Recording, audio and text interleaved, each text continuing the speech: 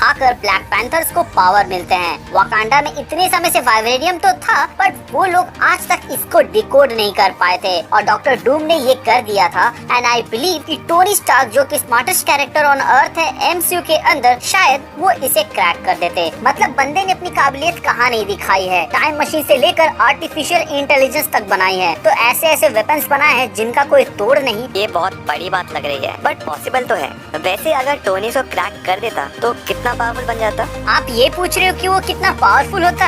अरे यार, ये वर्ड छोटा लगने लगता अगर टोनी वाइब्रेनियम के मैजिक को क्रैक कर लेता, क्योंकि जब डॉक्टर डूम ने वाइब्रेनियम के पावर्स का राज को पता लगा लिया था तो उसने कहा था कि कॉस्मिक क्यूब की पावर भी इसके सामने कम है। एंड अगर कॉस्मिक क्यूब की बात करें तो इसको यूज करके थानोस गॉड बन गया था कॉमिक्स के अंदर। एंड स्पाइडी ने तो 1 बिलियन सेकेंड के अंदर पूरा मल्टीवर्स रिक्रिएट किया था। मतलब कि 1 नैनो सेकेंड के लिए वो उसके कांटेक्ट में आया था, तब उसने पूरा मल्टीवर्स रिक्रिएट कर दिया था। एंड ये बात बहुत कम लोगों को मालूम है कि यही स्पाइडी का सबसे स्ट्रॉन्गेस्ट या फिर क्या मोस्ट पावरफुल फीट है कॉमिक्स के अंदर। तो आप समझिए मेरे भाई कि अगर टोनी ने वाइब्रेनियम के राज को क्रैक कर लिया होता तो वो लिटरली गॉड होता।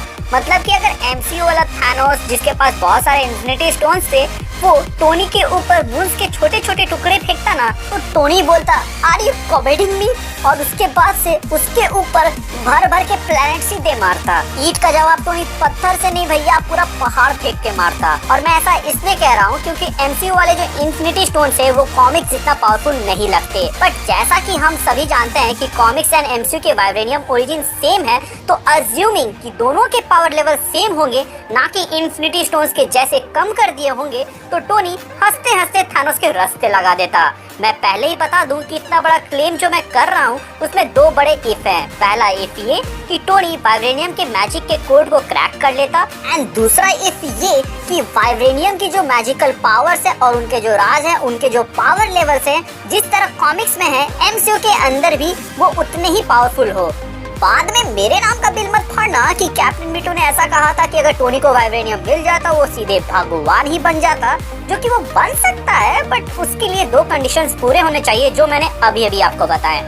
अरे भाई आप इसकी चिंता मत करो, आयरन मैन फैंस इतने समझदार हैं। एंड ये चीज अगर ना भी हो तो हमने गिनवाया है कि टोनी ने वाइब्रेनियम के बिना वकांडा या सो कॉल्ड एडवांस कंट्री से कई ज्यादा बेटर वेपन्स बनाए हैं, but vibranium he upper hand देता है वकांडा के लोगों को। लेकिन वाइब्रेनियम के मिलते ही टोनी बिल्कुल अनबीटेबल टाइप कैरेक्टर हो जाता है, लो पावर प्रॉब्लम खत्म हो जाती है और उनका सूट बहुत ज्यादा ड्यूरेबल हो जाता है। सही कहा ना गाइस? ये बात तो हम ऑडियंस पे छोड़ते हैं कि वो टोनी को वाइब्रेनियम के साथ किस मुकाम पर मैच जाता हुआ देखना चाहते हैं। वाइब्रेनियम से बने हुए अपडेटेड आर्मर के साथ एक बहुत ही पावरफुल कैरेक्टर, या फिर वाइब्रेनियम के राज जाने के बाद एक भगवान रूपी कैरेक्टर। हमने तो अपने डिस्कशन के अंदर बेस्ट केस सिनेरियो दिखाया है, क्योंकि वर्स्ट केस सिनेरियो के बारे में हम सोच ही नहीं सक रहे थे, क्योंकि कौन इंसान कितना नीचे तक सोच सकता है ये तो उसी के ऊपर निर्भर करता है। So guys,